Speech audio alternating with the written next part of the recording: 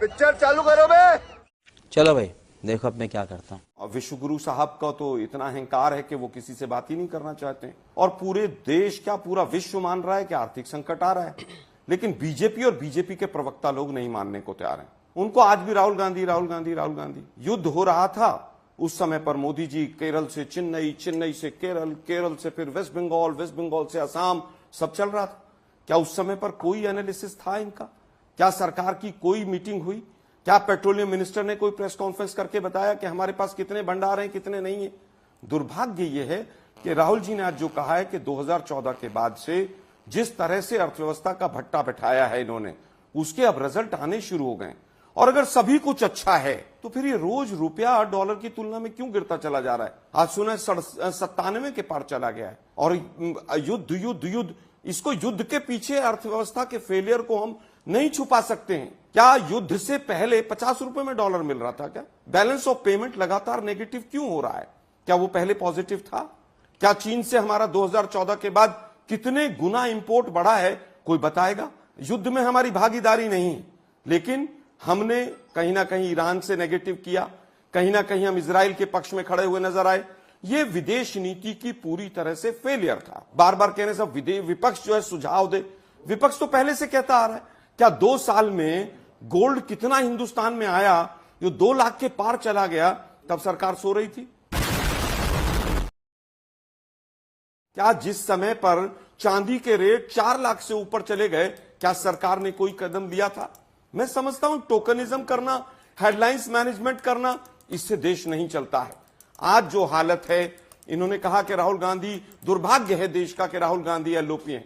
मैं कहूंगा दुर्भाग्य है कि ऐसी बोगस सरकार है और देश के प्रधानमंत्री देश को सच नहीं बताते हैं। देश के प्रधानमंत्री आज भी विश्व गुरु की छवि को लेकर जी रहे हैं।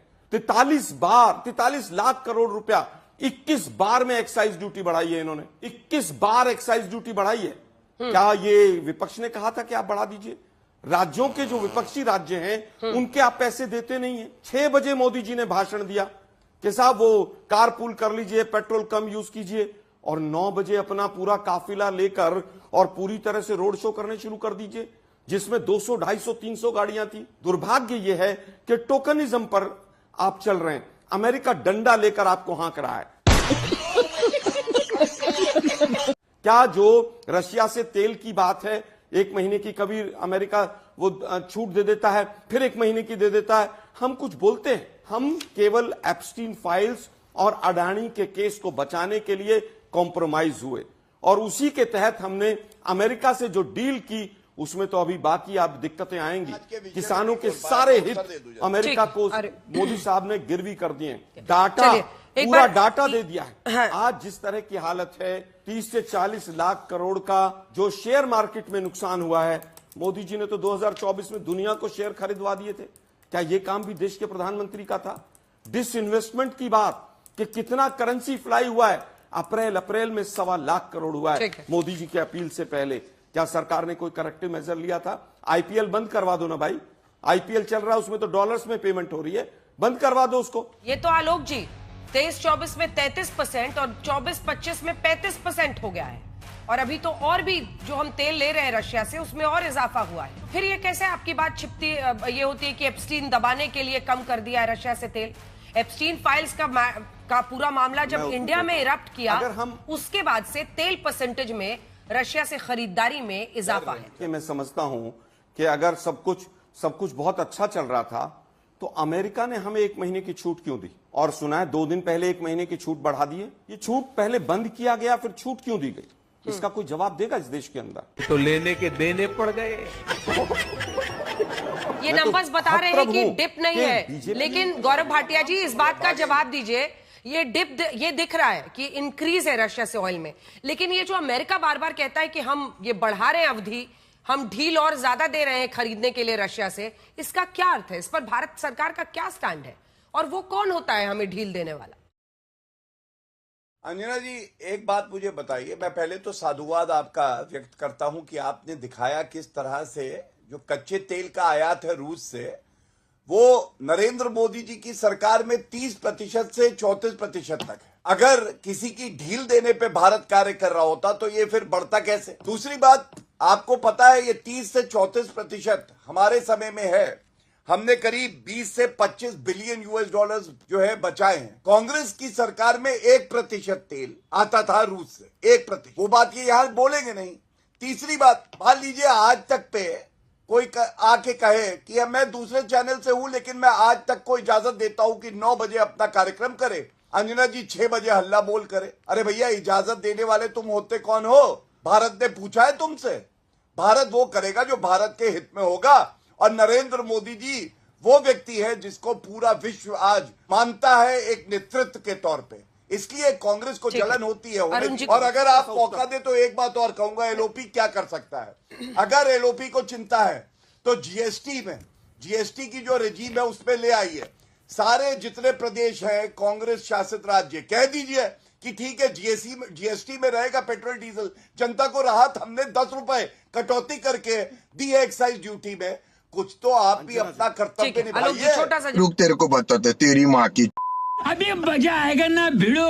अंजना जी, हमारी सरकार थी $140 बैरल पे पहुंच गया था और रेट थे 63 और 57 रुपए। आज 102 पर है और रेट पिछले 5 दिन में 3 बार बढ़े हैं। इसके जवाब भी कांग्रेस देगी। आंध्र प्रदेश में आज सबसे ज्यादा रेट है। मैं राज्यों की तुलना नहीं करना चाहता हूं।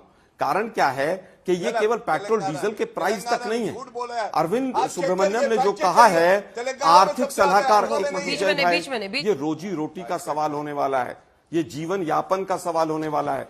राहुल गांधी की भाड़े की गाड़ियां दिख गई, लेकिन सोमनाथ में जो 3 रैलियां हुई उसमें गुजरात रोडवेज की बसें लगा दी आप लोगों ने। वो तो उसका तो भाड़ा दिया नहीं गया आप लोगों से। वो ट्रांसपोर्ट अथॉरिटी वाले पैसे मांग रहे हैं कि मोदी जी के रैली के लिए जो हमारी सरकारी बसें गई उनका पैसा दे दीजिए। आरोप लगाना आसान है। मैं फिर कहूंगा, जीएसटी में सिंपल मेजोरिटी के साथ फैसला होता है। 33% वोटिंग केंद्र सरकार की है। 21 राज्यों में आपकी सरकार है। आपको एलओपी की कहां जरूरत है? आप ले आइए ना। जिस समय पर दूध, छाछ और लस्सी पर और पेंसिल और इस कागज के ऊपर और हर चीज के ऊपर आपने टैक्स लगाया था जीएसटी, उस समय विपक्ष से पूछकर लगाया था क्या? क्या विपक्ष के लोगों ने कहा था कि आप टैक्स लगा दीजिए? यही नहीं, अभी और सुनिए। वेटेड में 33.5%, 1/3 सेंट्रल गवर्नमेंट का। वेटेड वोट्स के आने के बाद टोटल का 75% नहीं चाहिए। अब मैं बताता हूं, अब प्रभु बता रहा हूं ना यार, मैं मैक्सिमम मेजर स्टेट्स में आपकी अरे प्रभु सुन तो लो भाई। मैक्सिमम मेजर स्टेट्स में जहां पर पॉपुलेशन ज्यादा है वहां पर आपकी सरकारें हैं। और आज से नहीं है, 2014, 15, 16, 17 से। मैंने पढ़ के सेंटेंस सुना दिया, कहोगे तो रिसर्च करके दे दूंगा। अब वापस आता हूं। अगर ये सब कुछ बहुत अच्छा हो रहा है अंजना जी, तो अप्रैल में 1.25 लाख करोड़ रुपया हमारे शेयर मार्केट से क्यों निकल गया? पहला सवाल। यार एक मिनट रुको ना। देखिए अंजना जी, मैं किसी के बीच में नहीं बोलता हूं, इनको शांत कीजिए। अंजना जी प्लीज बंद कीजिए। गौरव जी, मैं कंसेंसस से शुरू कर देता हूं। जिस दिन आपने बच्चों की कागज और पेंसिल पर और दूध और दही पर लगाया था, किससे कंसेंसस बनाया था? मत बोलिए। अब वापस आता हूं। वापस में अगर बहुत कुछ अच्छा है, भारत ने सब कुछ अच्छा मैनेज किया है। हमारी जो चौथी अर्थव्यवस्था होनी थी 2018 में, वो 2024 में हुई और हम चौथी से खिसक कर छठी पे वापस चले गए। मोदी जी हैं तो मुमकिन है। क्या ये सच नहीं है? दूसरी चीज, लगातार हमारा वर्ल्ड इकोनॉमी के अंदर, चाहे वो ट्रेड हो, चाहे वो हमारी करेंसी का शेयर हो, वो लगातार 2014 के बाद गिर क्यों रहा है? सीधी सीधी बात, अगर बहुत अच्छी इकोनॉमी चल रही है तो हमारा शेयर बाजार धड़ाम क्यों है? ये बता दीजिए मुझे जरा। पड़ोसी देशों की करेंसी, श्रीलंका, बांग्लादेश, वो हमसे कम गिर रही हैं, हम ज्यादा क्यों गिर रहे हैं? इसका जवाब दे दीजिए। इसके बाद सीधा जवाब मेरा दे दीजिए कि अडानी सुना $10 बिलियन इन्वेस्टमेंट करने जा रहे हैं यूएस में। क्या वो रुपए में करेंगे या डॉलर में करेंगे? और उनको किसने परमिशन दी है? भाई एक सवाल का जवाब नहीं है।